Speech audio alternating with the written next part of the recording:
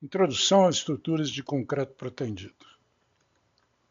Parte 4. Durabilidade. Classificação quanto ao nível de proteção.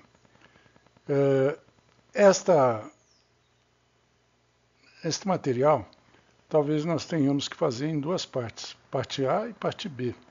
Vamos pensar que essa é a parte A, depois, se der tempo, se tudo der certo, a gente faz a parte B. Meu nome é Roberto Juste Carvalho, eu sou professor sênior da Universidade Federal de São Carlos.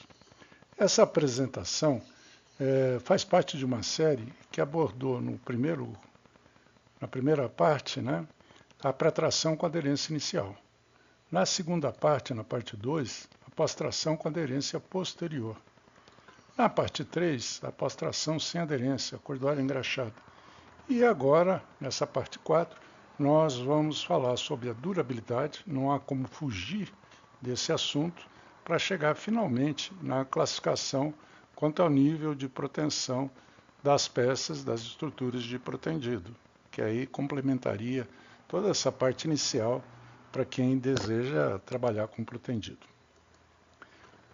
Esse documento, como nós já falamos, é mais teórico, talvez seja um pouco mais demorado que os anteriores, e talvez a gente tenha que fazer uma parte B para fazer uma exemplificação numérica para ficar mais claro todos os conceitos aqui colocados. Começamos com as definições de estados limites de serviço. Antes de falar isso, eu devo dizer que toda a estrutura deve ser calculada para atender os estados limite último e de serviço. No concreto armado, é mais comum a gente fazer o cálculo da armadura longitudinal de flexão pelo estado limite último e depois fazer as verificações necessárias, já conhecida a armadura, para o serviço. É o caminho natural. No caso do protendido, por causa de outras possibilidades, de outras definições que são necessárias, é possível calcular a armadura usando as condições de limite de serviço e depois verificando o estado limite último, ou fazer o contrário, fazer como a gente fez no concreto armado. O importante é saber que você tem que começar por um deles e terminar por outro. E aqui começamos a definir, então, alguns estados limites que não são usuais para o concreto armado, mas são necessários para o protendido. Começamos aí no início da norma, no item 3.2 dela, ela definindo o estado limite de compressão excessiva. E aí vem a sigla, que muitas vezes, algumas vezes, ou pelo menos, vai aparecer aí durante o texto, a sigla, em vez de a gente escrever tudo aquilo, LSCE. Estado em que as tensões de compressão atingem o seu limite convencional, que é estabelecido, e nós vamos ver lá no finalzinho. É usual para o caso de protendido, porque isso aí está na norma, que tem a parte de concreto armado e protendido. Então nós estamos trabalhando no estádio 1, como mostra a figura. Deixa eu passar aqui o mouse para vocês prestarem atenção na figura. Nós temos só tensões de compressão em geral, e o limite superior, lá, nesse caso aqui, como o momento é positivo, a tensão superior aí, que é a máxima de compressão, ela é inferior a um limite que vai ser estabelecido depois. Esse é o estado limite de compressão excessiva. Depois tem um estado limite chamado descompressão, LSD, que é o caso em quando um ou mais pontos, na verdade, esse caso específico que está aí no desenho, é um ponto só, tem tensão nula. Então, como na sessão anterior, ainda continuo trabalhando no estádio 1, nós temos o momento aplicado aqui, não é isso? E nós temos a tensão de tração aqui sendo nula, ou seja, não tem tensão de tração. A tensão de tração é nula, E a tensão de compressão é um valor também abaixo do FCT, mas aqui nós estamos falando em estado de descompressão. Além desse, existe um estado de limite de descompressão parcial, em que o projetista opta por considerar uma região distante de AP da última armadura de proteção, de tal maneira que toda a armadura de proteção fique na região comprimida e uma pequena parte só da peça fique tracionada, tá certo? Então isso é possível fazer, a norma permite, porque nós vamos ter que usar o estado limite de descompressão nas verificações. Muito bem. Depois, finalmente, ou quase finalmente, a penúltima condição é o estado limite de formação de fissura, LSF. E isso daqui também, essa parte daqui é usada bastante para protendido, né? É quando você está saindo do estádio 1 e está entrando no estádio 2. Ou seja, quando você olhando aqui, ainda nós estamos no estádio 1, o diagrama de tensões tem compressão no concreto, tração na armadura, mas o valor aqui da tração está chegando exatamente no FCT. Então, o limite, aqui o valor da tensão de tração, é um valor que nós vamos depois indicar, vai aparecer novamente, mas FCTF. O T é de tension, tração, o F de flexão. Esse limite, ele é dado aqui embaixo, vocês vão ver que ele é dado a partir do valor da tensão média de tração. Essa tensão média de tração é dada por 0,3 de FCK elevado a 2/3, quando você não tem um resultado de ensaio. Você usa o FCK como referência e calcula isso para os concretos abaixo de C50. Acima de C50, as fórmulas são um pouco diferentes, né?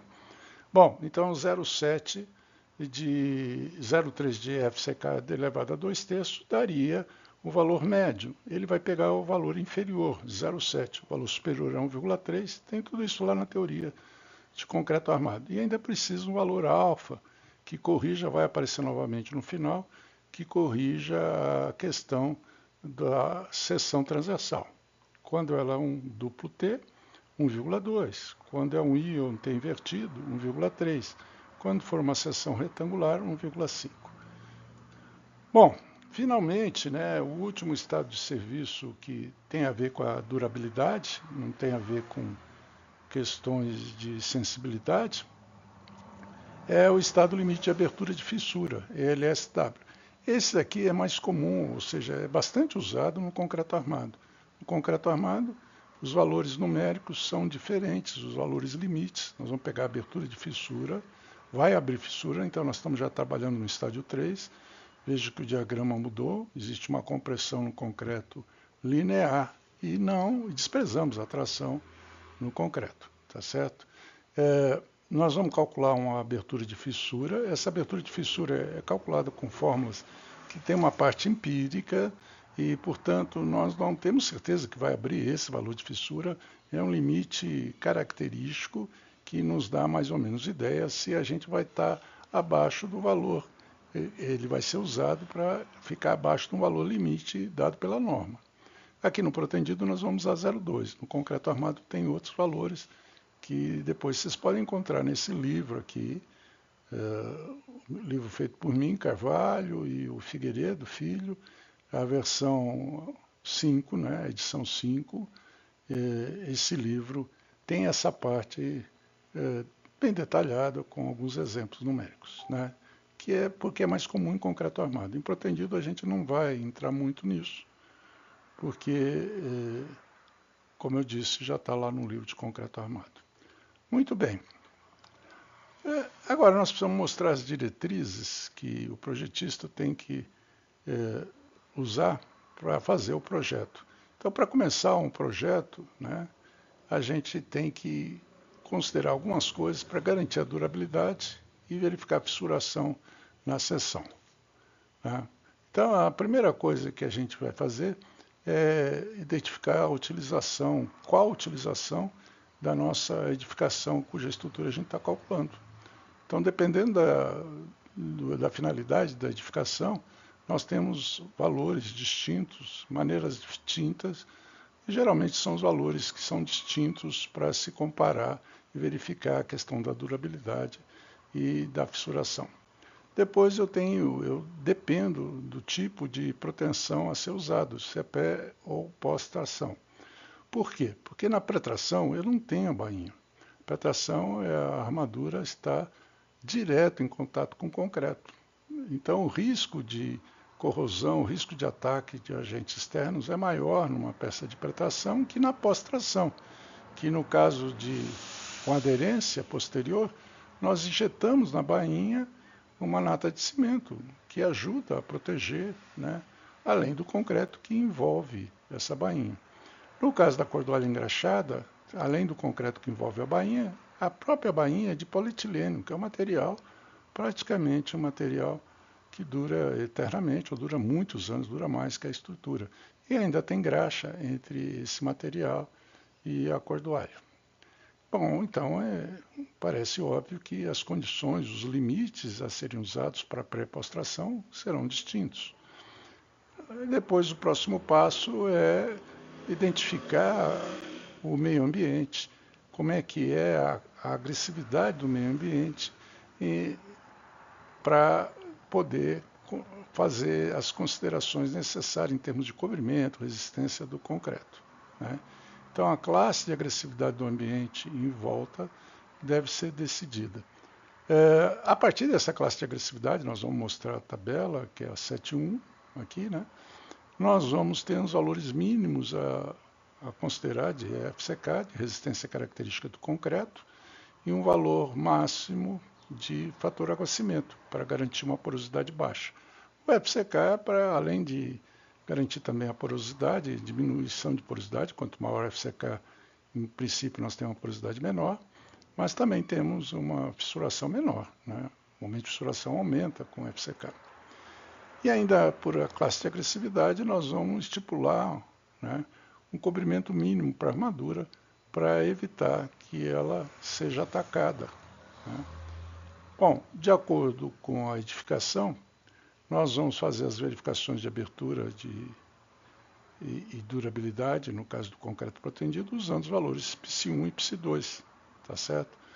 E para isso nós precisamos fazer algumas combinações de ações e depois limitar os valores de tensões, principalmente no caso da proteção limitada e a completa. E finalmente definir, depois de tudo isso, eu defino o nível de proteção, que tem a ver com a intensidade, que tem 3 tipos. Tem a proteção parcial, a limitada e completa, que é o que está faltando ao nosso vocabulário, ao nosso conhecimento, para iniciar um projeto de proteção. E para isso eu uso uma tabela 7.6, que está quase no fim aqui do nosso material. Bom, quanto à escolha de proteção, isso muitas vezes já se deve, em geral, ao fator econômico, né? De uma maneira geral, a pertração é usada para peças que são fabricadas, que são feitas em fábricas, né, para depois serem montadas no canteiro de obra, geralmente com adição de outras partes de mesas, né, com concretagem no local, tá certo? E ela tem como características, ela usa cabos retos, né? E esses cabos estão diretamente ligados ao concreto, não tem bainha, né? Então, as condições de verificação de durabilidade são mais restritas do que a proteção com pós-tração. No caso da pós-tração, então, os cabos já costumam ser curvos, né? Nós temos sempre a bainha, no caso de com pós-aderência, né, com aderência posterior. Nós temos a injeção de nata de cimento. E no caso da cordoalha engraxada, embora não exista aderência, tem o cabo, que é de polietileno, a bainha, tem o cabo de polietileno, tem, na verdade, uma bainha de polietileno e tem a graxa ainda. E, portanto, as condições são diferentes, obviamente. Elas podem ser pré-moldadas, igual às anteriores, que normalmente são só pré-moldadas, são, em geral, a parte protendida é sempre pré-moldada. Elas podem ser pré-moldadas ou não, pode ser moldada no local, como é o caso de lajes protendidas com cordoalha engraxada. Geralmente são moldadas no local, mas podem ser pré-moldadas também. Uma vez definido o tipo de proteção que eu vou usar, eu vou fazer as escolhas, principalmente quanto ao nível de proteção, né, levando em conta esse detalhe de que a armadura, num caso, está diretamente em contato com o concreto e outro não. Bom, a primeira coisa, então, que nós precisamos para seguir adiante é estabelecer qual é a classe de agressividade ambiental. Existem maneiras, né, e aí você precisa conhecer a questão de durabilidade. Você podia fazer um estudo de durabilidade, estrutura, e com os materiais que você tem, etc., né? Mas não é um caso geral. Em geral, o projetista, o calculista, tem algum conhecimento de patologia e durabilidade, mas ele, para obras mais usuais, mais comuns, e assim que é exigido, na maioria das vezes, em contrato, é necessário para ele estabelecer, por critérios normativos, que tipo de classe de agressividade vai ter. Mas eu volto a dizer que, olhando essa tabela aqui, você não tem muito critérios objetivos, você tem critérios relativamente subjetivos. Então, é possível que ao fazer alguma análise baseada nisso, nós tenhamos usados valores distintos, né? Mas vamos ver como é que funciona isso daí. E chama a atenção que existe um trabalho muito bom de um mestrado que resultou depois de uma tabela que foi publicada na internet, é só vocês procurarem, classe de agressividades na cidade de Fortaleza. Então, eles pegaram as diversas regiões da cidade de Fortaleza, fizeram uma série de estudos, como direção de vento, intensidade do vento, quantidade de cloreto de sódio suspensa no ar. Enfim, com isso foi possível, fazendo ensaios, foi possível determinar quais são as classes de cada região da cidade, de várias regiões da cidade, classe 2, 3 e 4. Não acredito que tenha classe 1. Não lembro, não cheguei, faz muito tempo que eu folheei, não cheguei a ver, mas classe 2, 3 e 4 tem realmente. Então vamos lá, classe 1 é uma região que está no meio rural, o meio rural não tem praia, não tem gás carbônico em excesso, não tem muito veículos passando, não tem também fábricas despejando algum gás, né, que possa atacar o concreto ou a armadura. Ou então uma estrutura totalmente submersa, aí não tem oxigênio livre. Aí nós temos uma agressividade fraca e um risco de deterioração insignificante. Depois a questão urbana, uma cidade não próxima ao mar, cidade longe do mar, que uma parte também que não tem indústria, parte central da cidade, aí nós temos só o gás carbônico, basicamente, que vai afetar o nosso pH do concreto, né? Aí nós temos uma agressividade moderada e o risco ainda é pequeno. Quando nós já chegamos para um ambiente próximo do mar, nós temos uma agressividade forte, tá certo? O risco já passa a ser grande, nós vamos ter que tomar alguns limites mais ríspidos mais fortes do que os anteriores, né? E quando nós temos algumas indústrias, ele coloca as indústrias aí para a classe 4, para a classe 3 também ele coloca, mas é preciso você consultar, possivelmente, quem trabalha com a indústria, que sabe exatamente o que vai ter lá, né? E quem conhece materiais, né? Então aí nós temos classe de agressividade 3. Na classe 4, nós temos respingo de maré, então é uma situação mais complicada do que simplesmente aquela nuvem, aquela maresia, né, que vem no ar, dissolvido, cloreto de sódio que vem do mar. Nós temos respingo de maré, né? E temos indústrias também, e aqui ele cita ambientes quimicamente agressivos, tanques industriais, galvanoplastia, branqueamento, indústria de celulose, enfim. Aí você percebe que você fica já à mercê de especialistas para poder identificar exatamente entre 3 e 4, enfim, e tomar as providências. Mas a norma também, no seu começo, tem várias páginas indicando alguns outros produtos que podem causar mal tanto ao concreto como à armadura, né? Muito bem, vamos para frente, vamos fazer um exemplo numérico bem simples e até um pouquinho forçado, porque nós fazemos isso para concreto armado, fazíamos um livro de concreto armado, agora fizemos uma nova versão do livro de protendido. Então, vamos pegar como exemplo cidades do interior do país, né, que não estejam próximo ao mar, a menos que seja dito isso no texto, e vamos tentar classificar qual é a agressividade ambiental. Chamando a atenção que possivelmente vocês possam fazer uma classificação diferente da que eu vou fazer aqui. Mas, de novo, vem a questão de critérios, né, que você pode não concordar comigo, mas você tem que parar para pensar um pouquinho. Então vamos lá. Primeiro caso, casa residencial ser executada em condomínio na cidade, por exemplo, a cidade média, como São Carlos, que é próxima aqui da região, que tem 250 mil habitantes. Deixa eu colocar algumas condições para a gente fazer chegar próximo da mesma resposta. Um condomínio fechado é um lugar onde você faz residências, não deve ter indústria próxima, ou seja, a cidade possivelmente estabeleceu que aquela região é residencial, ninguém vai comprar uma casa próximo a uma indústria poluente.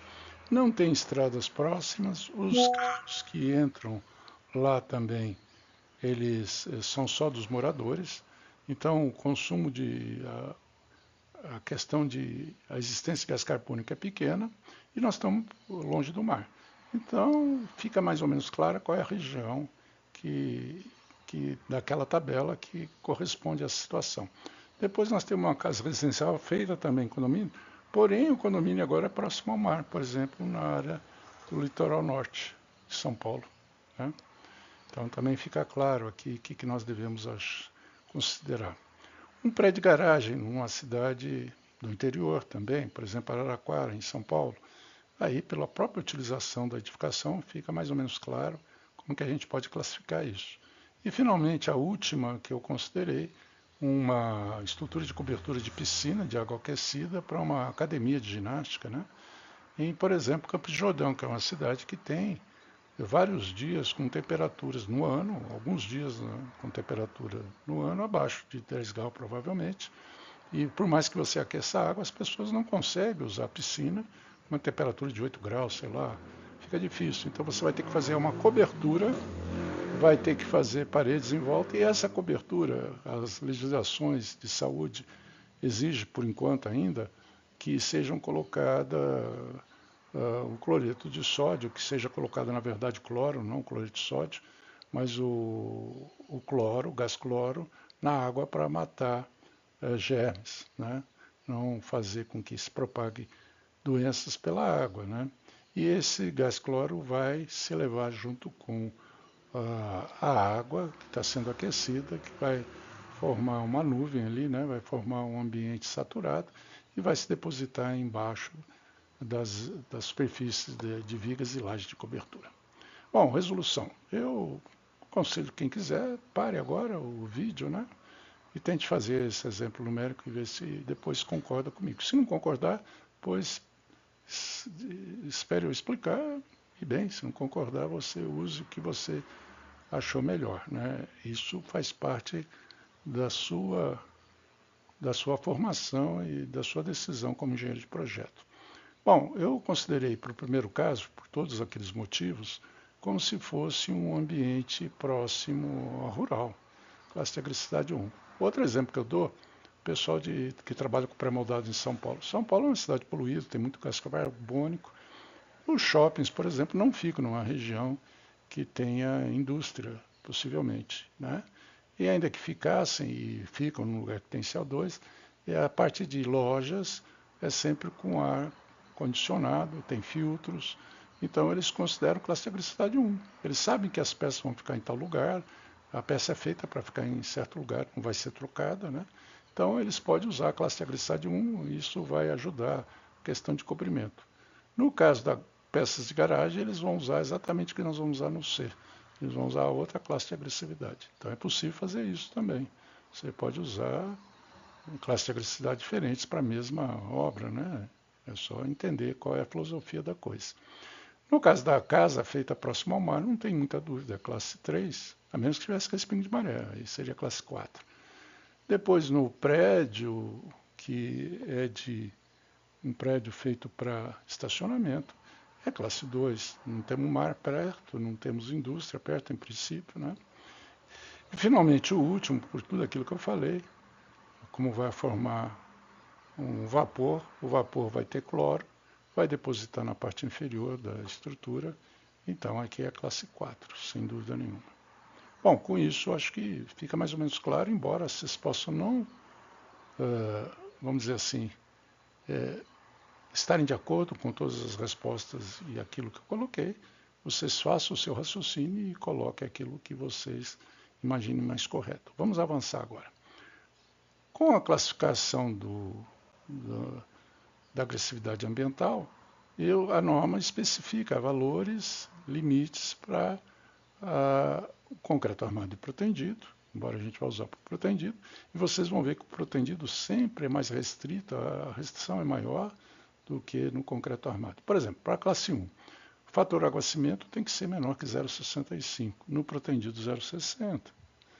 E, por exemplo, na classe 3, 0,55, 0,50, eles empatam aqui na classe 4, mas de uma maneira geral, eles vão diminuindo, né? Ou seja, você vai se tornando mais rigoroso conforme o ambiente se torna pior em termos de corrosão de armadura, em termos de patologias para a estrutura.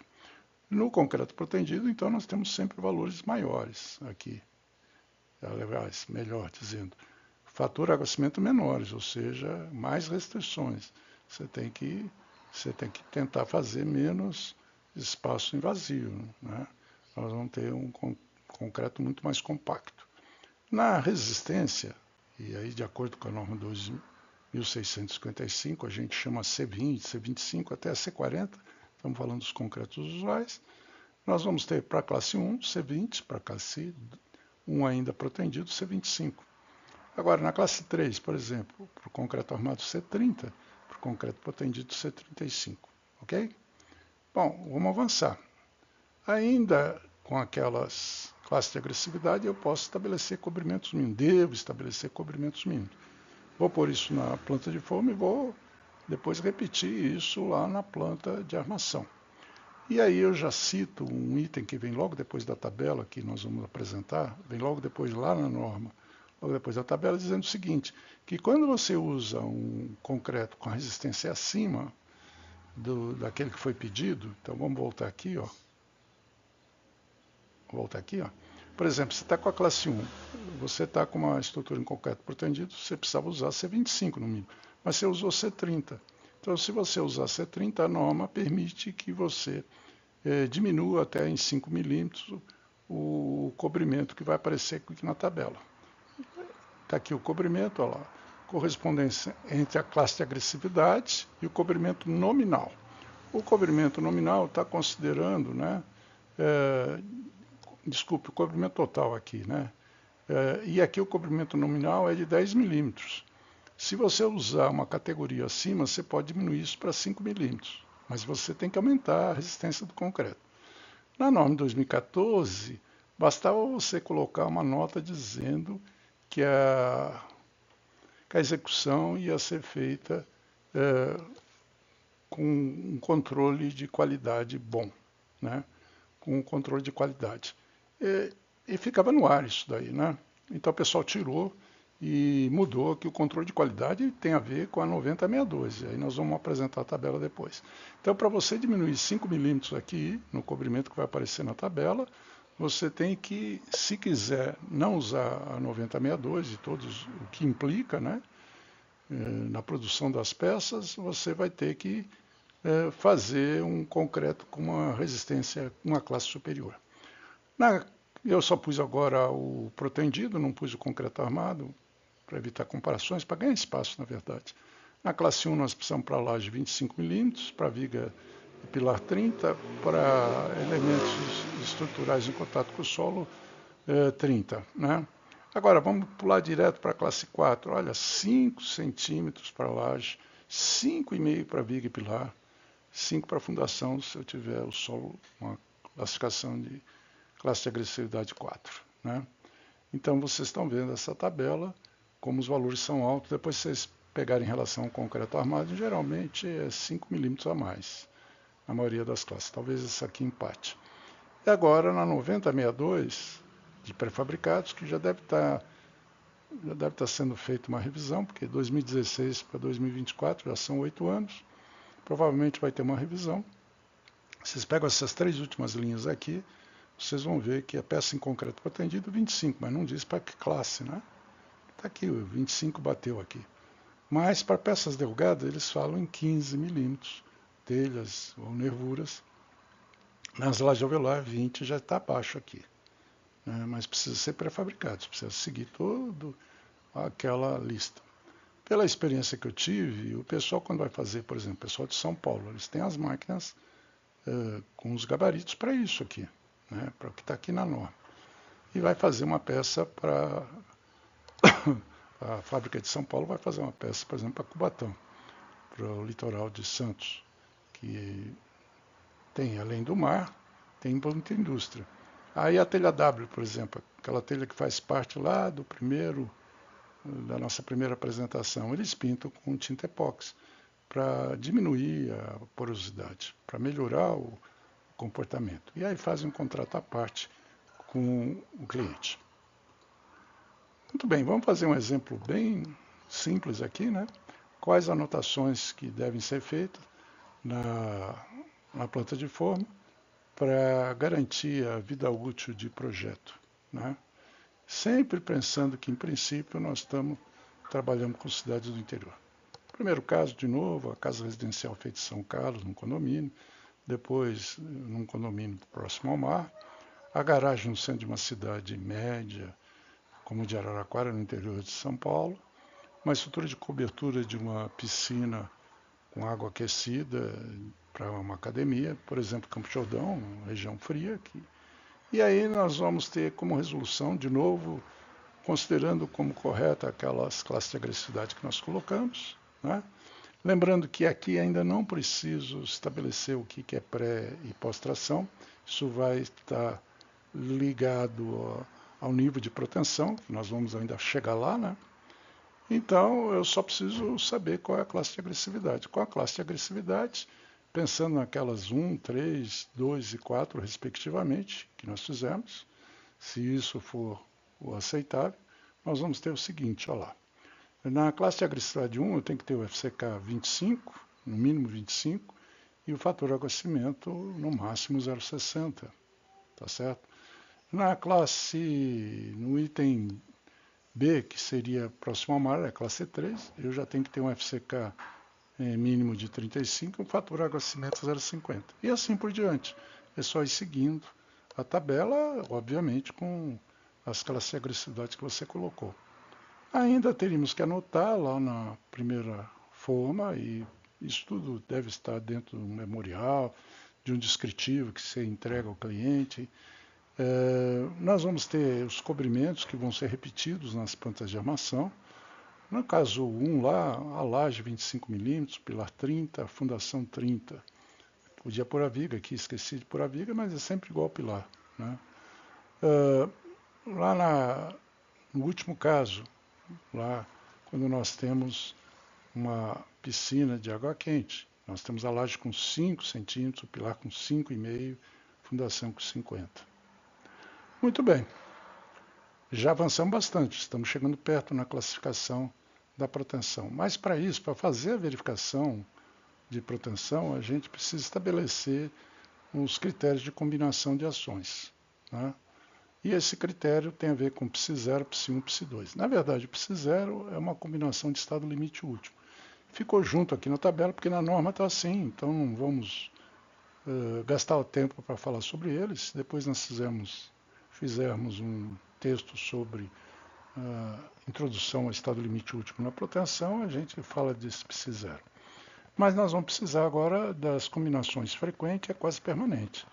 Elas são usadas normalmente também no concreto armado para fazer as verificações, né, de serviço. A frequente é feita para abertura de fissura, no caso de concreto armado, e a quase permanente para verificação de flecha ao longo do tempo, porque com quase permanente nós vamos ter uma flecha que prosseguirá aumentando, né, ao longo do tempo devido às cargas quase permanentes. Para entender isso daí, eu vou citar um exemplo aqui e depois a gente volta nos números. Vou imaginar que essa aula aqui que nós estamos dando, se fosse nós estivéssemos em cima de uma laje de um prédio, né, em que nessa laje, então é uma sala de aula, nós teríamos o peso próprio da laje, que nós vamos chamar de G1, nós teríamos um revestimento, sei lá, podia ser carpete, G2. Depois nós teríamos as carteiras dos alunos, os alunos sentados na carteira, um professor num estrado, que pesa, né, alguma coisa, e uma mesa, tá certo? Muito bem, para calcular isso daí, o cálculo é feito com G1, G2, e no estado limite último se usa uma carga uniformemente distribuída, prevista pela norma de ações, tá certo? Que dependendo no caso da sala de aula, dependendo do cômodo e da edificação, ele dá um valor que corresponde a pessoas uma do lado da outra, de grande peso, grande altura, obviamente, isso estabelecido de certa forma lógica pela norma, né? E esse valor vai chamar carga variável. Quando eu considerar G1 mais G2 e carga variável, nós temos uma condição de combinação rara.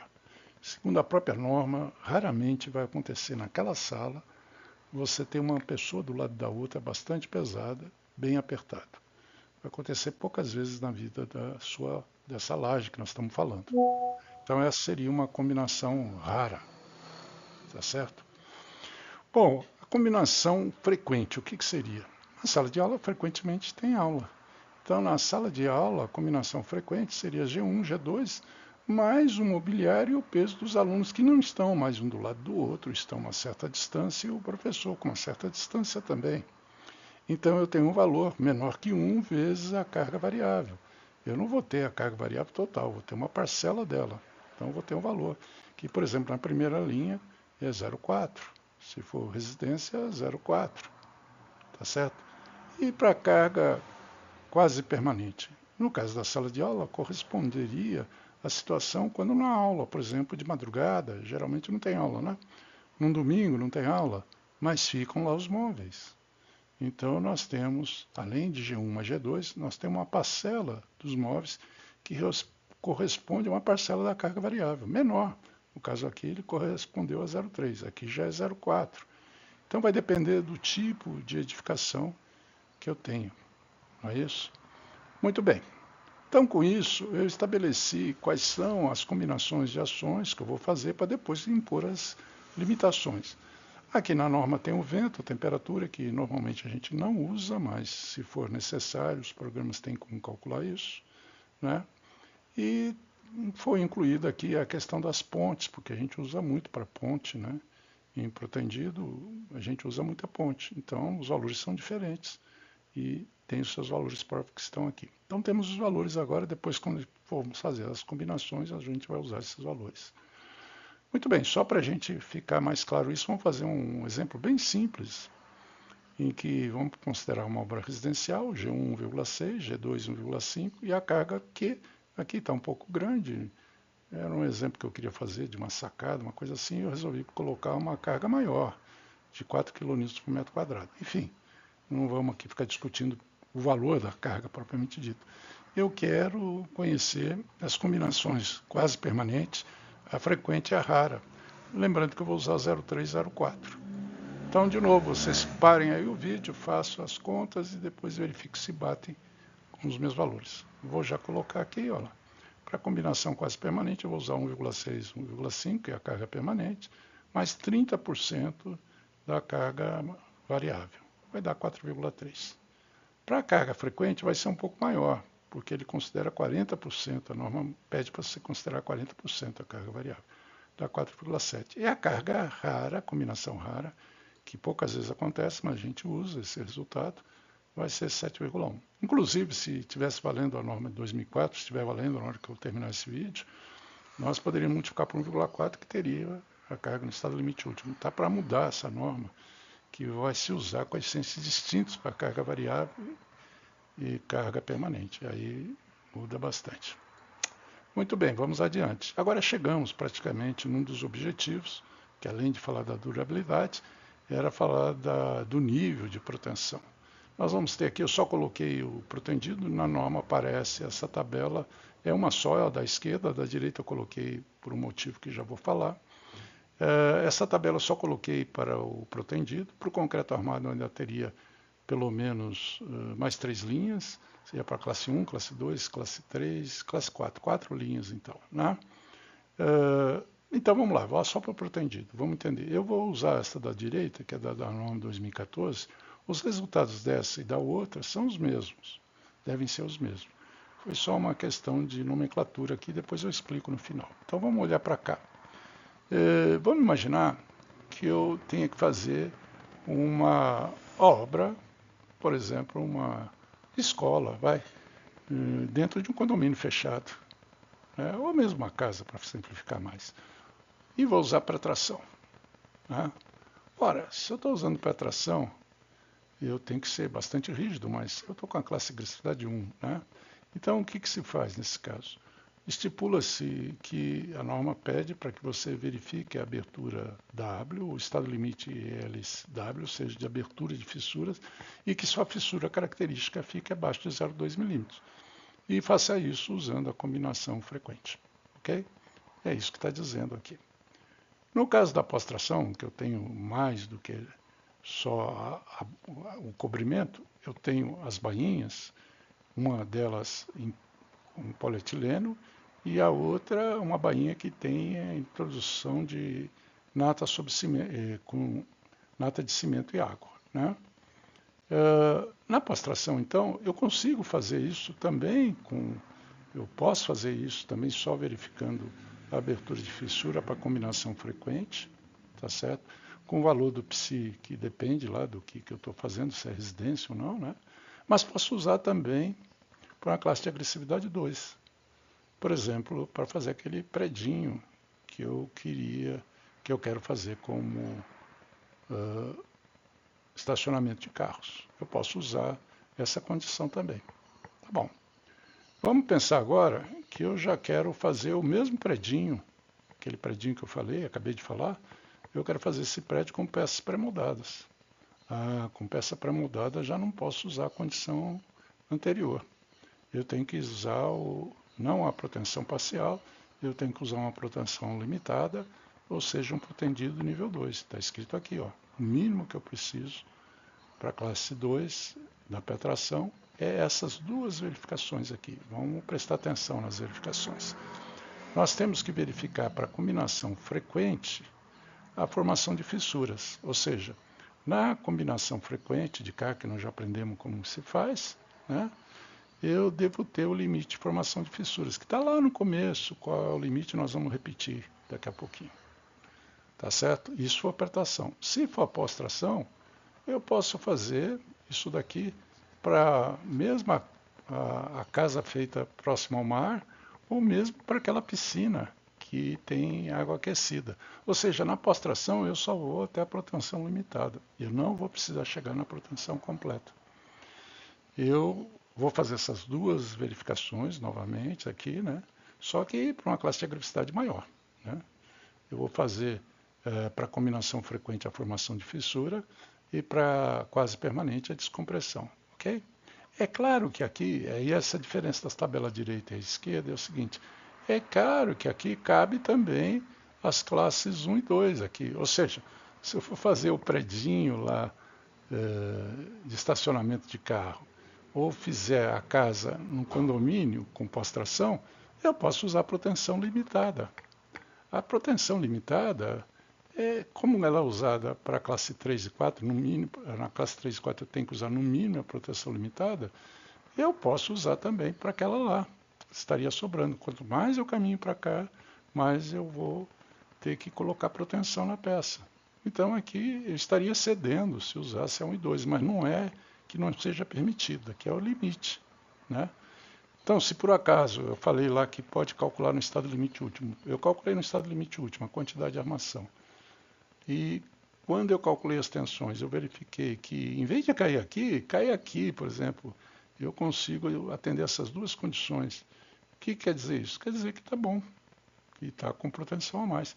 Posso diminuir a proteção? Se você quiser, pode. Não sei se tem vantagem nisso.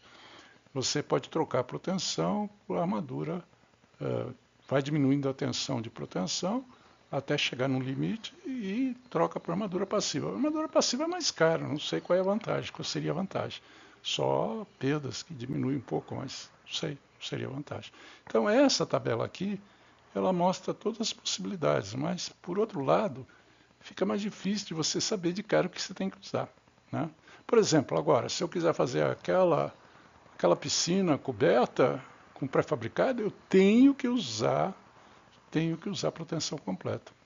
E não só a piscina, a casa no condomínio de praia, também eu tenho que usar proteção completa. Porque é mais ou menos óbvio, porque é claro que isso aqui é meio relativo, não tem assim, eu não sei se existe alguma maneira de provar que isso que vai levar realmente.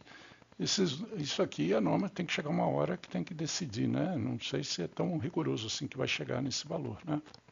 Mas o fato é que eu preciso atender a norma.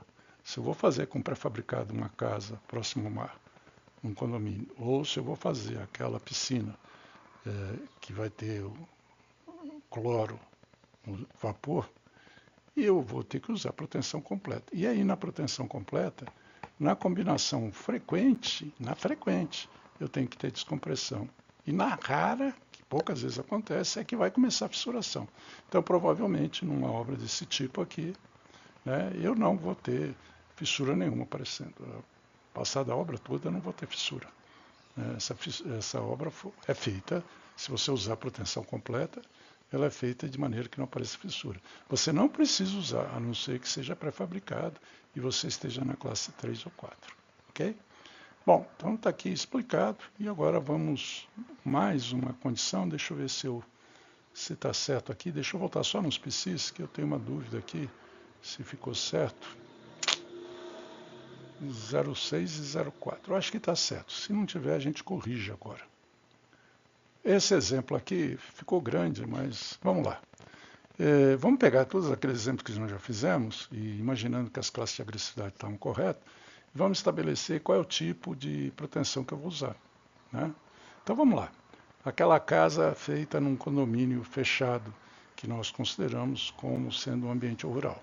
Se for pós-tração e se for pré-tração, ambas eu consigo fazer, já que eu estou na condição mais tranquila, eu consigo fazer com uma verificação só de abertura de fissura. Eu não preciso verificar tensões. Eu faço, aí, como fazer isso está lá no livro de concreto armado, né? Você faz a abertura característica menor que 0,2 milímetros e usa o 0,4. Por que 0,4? Porque aí é resistência. Aí tem que tomar cuidado, porque talvez algum valor aí esteja trocado. Você tem que tomar cuidado que o PSI depende do tipo de utilização. Resistência, 0,4. É a combinação frequente. Vamos para o caso 3, é casa também. Então vai ser o 0,3 ou 0,4, ou ambos, né? No caso 3, quando eu estou com proteção, eu vou ter que usar na pós-tração proteção limitada. Eu não preciso usar mais que proteção limitada. A proteção limitada, com a pós-tração, ela permite eu fazer, ela pede para que eu faça duas verificações. Na combinação frequente, eu estou começando a abrir fissura e uso o valor de 0,4 para multiplicar a carga variável. Na combinação quase permanente, eu tenho que ter o estado de descompressão, ou seja, vou usar 0,3. Né? Então, é isso que eu faço naquela residência próxima ao mar, se eu estiver usando pós-tração, cordólia engraxada, por exemplo. Agora, se eu for fazer peças pré-fabricadas, aí já fica mais complicado. Eu sou obrigado a usar proteção completa. Aí eu vou usar, para a combinação rara, a formação de fissuras. E o coeficiente é 1, porque usa a carga variável direta. E para a combinação frequente, aí como é resistência, combinação 0,4, combinação frequente. Vamos agora para o caso do edifício de garagem. O edifício de garagem, para pós-tração, é tranquilo. É proteção parcial, porque é 2, né? Classe de agressividade 2. Então eu posso usar proteção parcial. Nesse caso, eu vou usar a verificação de abertura de fissura 0,2 e estou usando o 0,7 ali. Depois dá uma olhada na tabela se é 0,7 ou 0,6, que trata-se de comércio, né? Muito bem. Isso para pós-tração, quando eu tenho bainha. Quando eu tenho pré-tração, aí já não dá para fazer isso. Tem que usar a proteção limitada. Na proteção limitada, eu tenho as duas situações, 0,6 e 0,7, nós temos as combinações, vamos ver se é 0,3, 0,4, 0,6, 0,4 mesmo. Opa, está aqui, passei. É esse caso aqui, ó. É 0406, ó lá, é acesso ao público, não é... Ah, mas é garagem, ó lá, é 0706 mesmo, ó lá, garagem 0706, estava esquecendo de garagem. Então 0706, aqui é 07 e 06. Então, por se tratar de garagem, a combinação frequente vai estar 0,7 e a combinação quase permanente 0,6. E os limites são formação de fissura na frequente e a combinação quase permanente está de descompressão. Ok, só está faltando uma última, que é justamente a piscina. Né? Agora, a piscina aqui é que tem que tomar cuidado. A piscina é 0406, se não me falha a memória. Então vamos voltar aqui, ó. Deixa eu dar uma paradinha. Eu acho que eu corrigi aqui. Depois tem que checar novamente, né? Eu acho que ficou certo agora. Você vê como é trabalhoso isso aqui, né? Claro, quando você vai fazer um projeto, você tem que verificar isso 2 vezes antes de começar, né? O programa não faz isso para você, programa nenhum faz isso. Cabe a você decidir isso, por melhor que seja o programa, né? Então vamos lá, olha, eu estou fazendo aquela cobertura de uma piscina. A piscina é pública, né? Não tem muito como eu controlar a quantidade de pessoas que entram, não, embora o carregamento aí...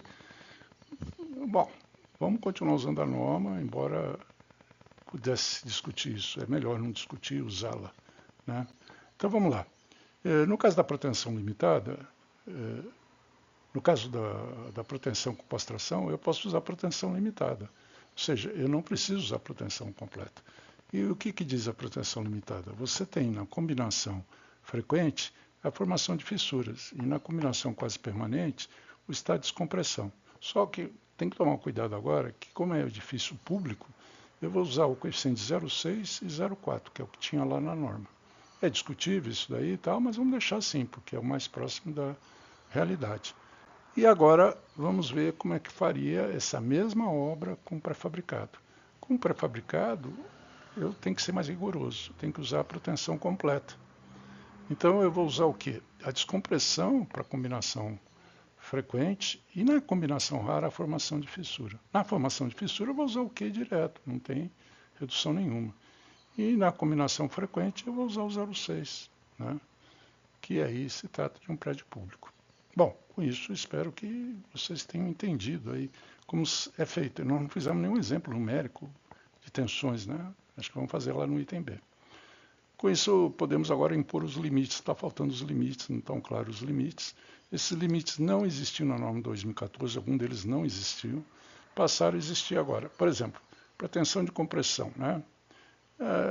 Portaram até um texto lá da norma do Eurocode que diz que as tensões de compressão excessivas sob carga de serviço podem provocar fissuras longitudinais da viga, né? Ou seja, perpendicular à tensão, né? Eu acho que é isso que quer dizer aí. E também ela aumenta as perdas por fluência, né? Então, se você puser muita proteção exagerada, sem necessidade, mesmo que você não estoure a viga, você traz esses danos. Então, em serviço, na combinação quase permanente, nós devemos ficar 0,45 de FCK.